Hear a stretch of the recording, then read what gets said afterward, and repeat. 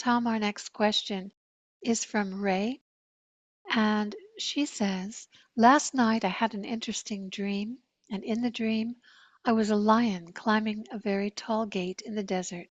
As I approached the top of the gate, I could smell something on the other side also climbing. It was another lion, only this lion had darker features, so we did not look exactly the same. At some point I became both lions, looking down at myself and seeing their reactions to each other. I could see both thought the other was an enemy. As they both saw each other, when they reached the top of the gate, they became friends, and the darker featured lion gave the lighter colored lion a key to open the gate, so they no longer had to climb it, but rather just open the door and walk through. When I awoke, I had no memory of the dream. I knew I had a dream. 10 minutes later, the dream came back to me, and I thought about it, and it came to me that the world is not our enemy, but our friend. We only think it gives us hardship and struggles, but really all of it is a key to unlocking who we really are. I am sure there were other metaphors in there as well that I'm missing.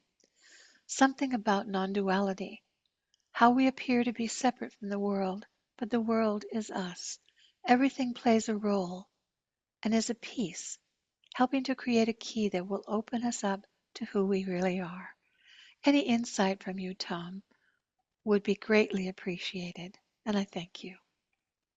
Oh, well, sounds like she already had most of the insight herself. I don't know that she needs a whole lot of help from me. Indeed, the metaphor was kind of obvious. There was once a comic strip called Pogo, and one of the most famous lines from Pogo is when they were trying to discover the enemy, and they had this famous line that says, "Ah, we have seen the enemy, and he is us." That's a line out of Pogo, or we are him, or something like that. And they realized that the enemy was really themselves. And it's the same thing as the lion. We saw each other as an enemy, but we got there and we realized that we were really the same. We were part of each other. And then that understanding dawns and you get the key. You don't have to climb the gate anymore. So it's the same sort of thing. You realize that the enemy is not really your enemy. Your enemy is just another being, just like yourself, except with different attitudes. And that the differences in these attitudes are not that big a deal. They can be dealt with. They can be settled. You don't have to kill each other. You don't have to fight each other. There's plenty of room for everybody and everybody's ideas, to perk, as long as you don't try to overrun other people's free will. Free will is kind of a sacred thing.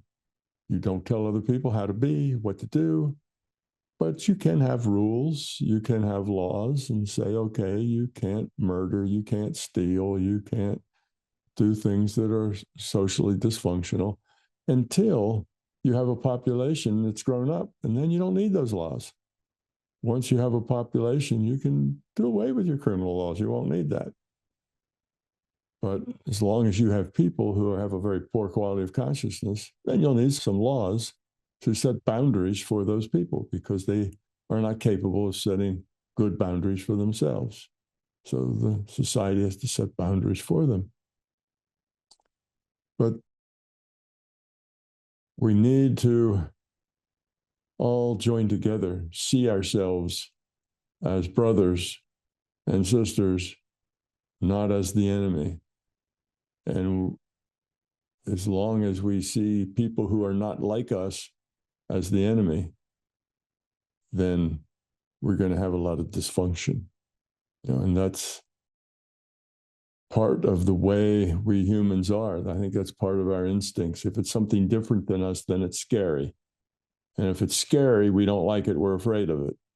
And if we're afraid of it, we want to get rid of it, kill it, chase it away. We want to get it away from us. So we see something that is not like us. Oh, that's scary. Dislike it. It's not like us. Well, everybody feels that way, then everybody's looking at everybody else, seeing everybody else as the problem. But there really is no problem other than this fear of other being different than us being dangerous.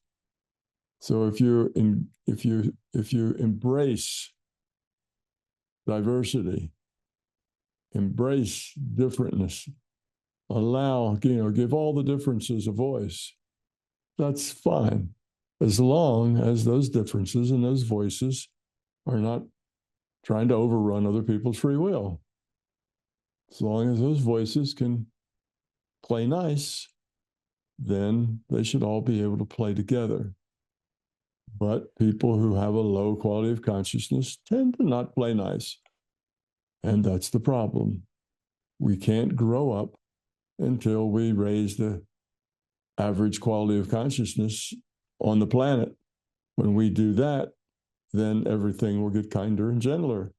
And until we do that, nothing will get kinder and gentler. We have to evolve the quality of consciousness to higher levels amongst humanity. When we have accomplished that, things will get better. So how do you accomplish that? You have to be positive.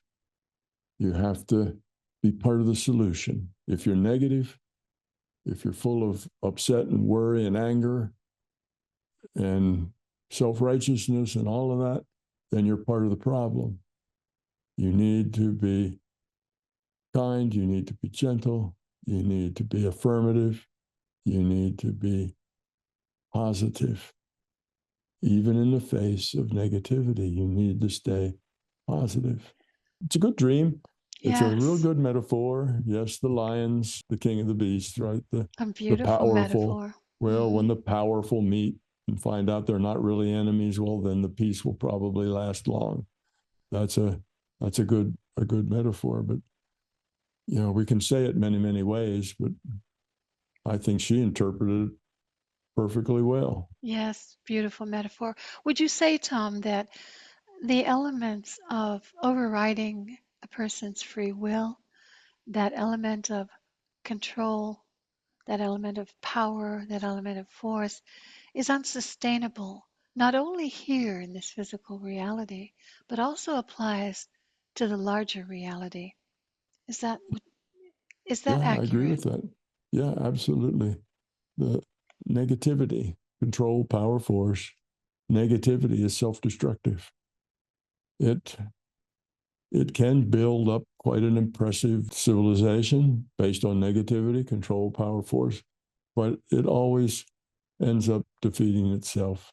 It always ends up crashing upon itself because it's unstable. It doesn't last long. It crashes and then something else negative builds up on its ashes, and then something else negative builds up on its ashes. It keeps trying, but it can't really get a foothold, and eventually nothing will build up. It'll just be gone.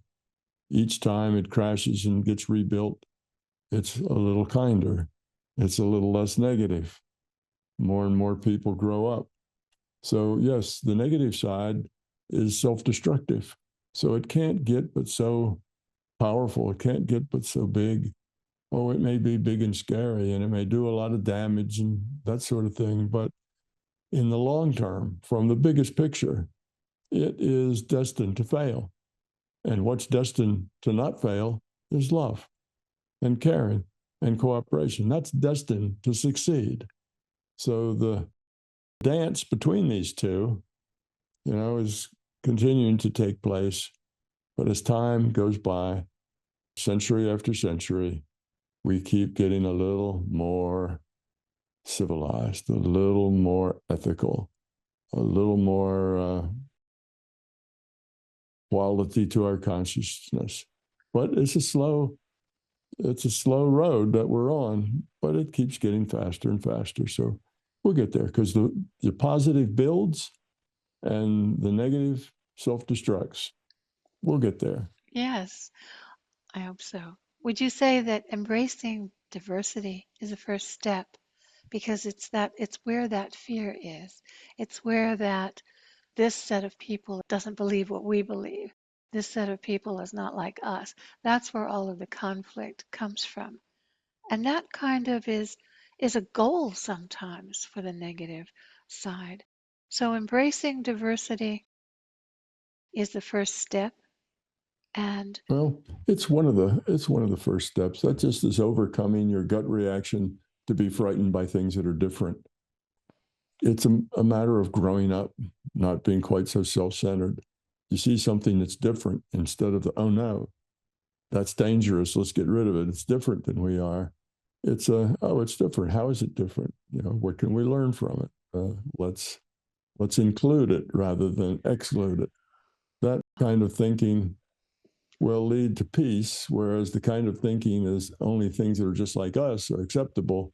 That's always going to lead to conflict. So yes, being open to diversity is a very important part of it.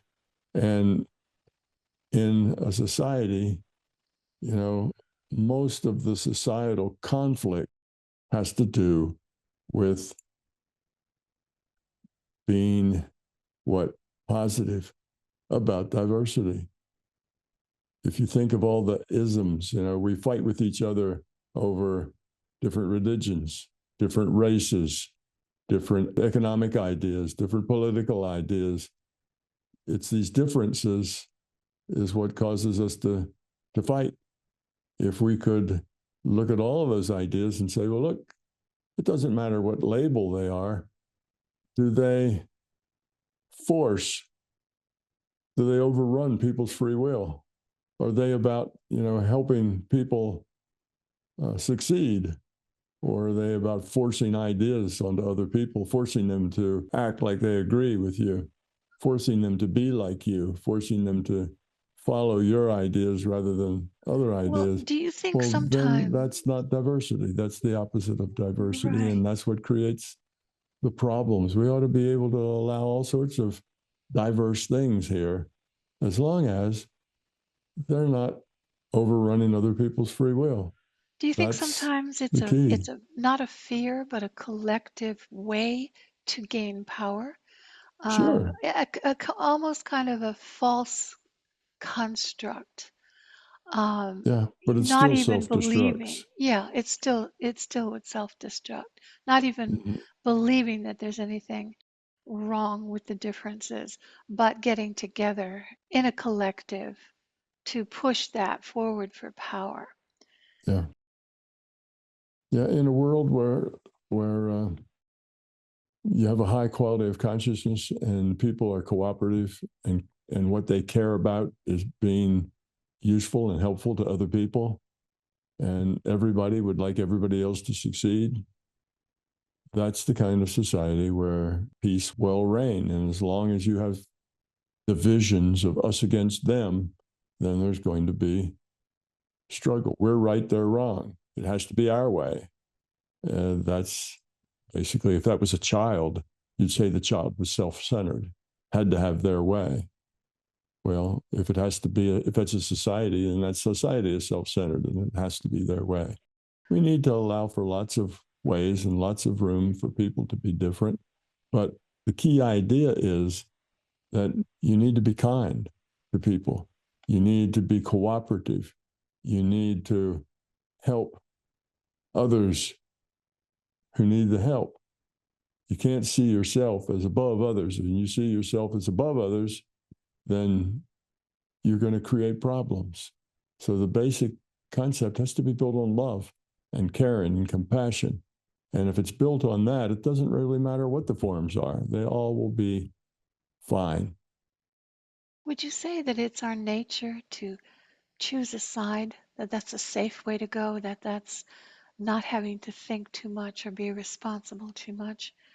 Choosing a side without any critical thinking surrounding it Uh, is somewhat of a problem, I think, in big societies as well.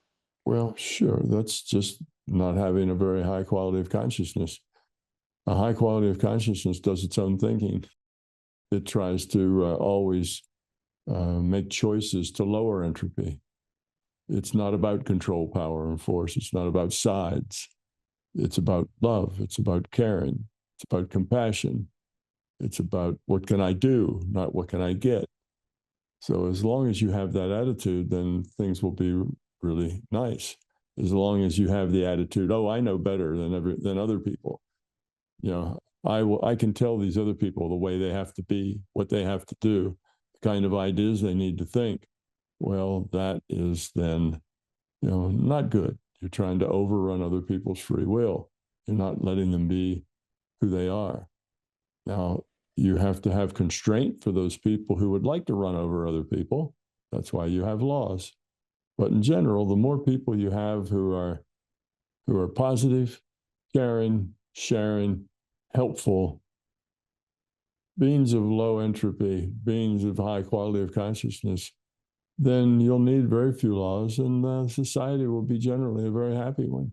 Oh, there'll still be people who are grumpy in the margins, but you always have people grumpy in the margins. That's not a problem. But if you've got more grumpy people than happy people, then you have a sick society. And then you have a lot of fighting and power grabs and people trying to take advantage of each other and that sort of thing. And Well, this is where your positive approach comes in. And yeah. I think you've covered a lot of aspects of that.